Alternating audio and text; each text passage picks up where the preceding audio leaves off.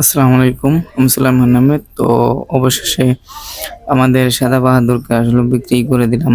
কারণ যেহেতু সামনে কোরবানির ঈদ এসে পড়েছে, তো এটাকে আর রাখা যাচ্ছে না। তাই এর আগে আমি একটা ভিডিওতে আপনার বিক্রির অ্যাড দিয়েছিলাম। তো এলাকাতেই আমি গরুটা আসলে মোটামুটি বিক্রি করে দিতে পারছি। কারণ আমার কোনো হাটে নিতে হয়নি। তো তারা টাকা নিয়ে আসছে। টাকা নিয়ে আসার পরে আসলে টাকা গুনতেছি। তো উনি হলেন ব্যাপারী। উনি আসলে আমাদের মোটামুটি বাড়ির যত গরু আছে বেশিরভাগ গরু উনিই নেয়।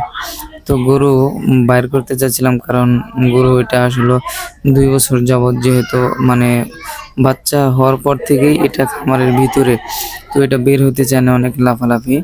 তো আমার ভাতিজা যে ভিডিও করেছে সে ডরের চোটে গাছের পিছনে আসছে। আর ৪-৫ জনে আসছে গরুটাকে নিতে, কারণ এটা এখানে কোনোভাবেই সম্ভব না। কারণ যেহেতু প্রচুর লাফালাফি করে, কারণ কখনো গোয়ালের বাইরে এটাকে বের করা হয়নি।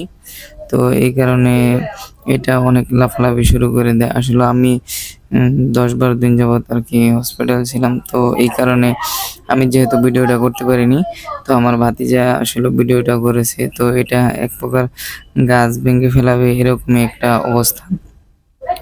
তো এই অবস্থায় করতেছিল গরুটা। তো যাই হোক, তারপরেও যেহেতু তাকে যেতে হবে, কারণ আসলেও তার থাকার জায়গা এটা না। তাকে যেতে হবে, উপরওয়ালার কাছে চলে যেতে হবে। তো অনেক মায়া লাগছিল, যেহেতু আমি বাসায় ছিলাম না। হয়তো আমি বাসায় থাকলে আরো অনেক মায়া লাগতো। কারণ আমি এটাকে যে পরিমাণ যত্ন, যে পরিমাণ খাবার-দাবার দিয়েছি, মূলত এটাকে বেশিরভাগ আমি লালন-পালন করেছি। তো এই কারণে আমার মায়াটা বেশি লাগতো।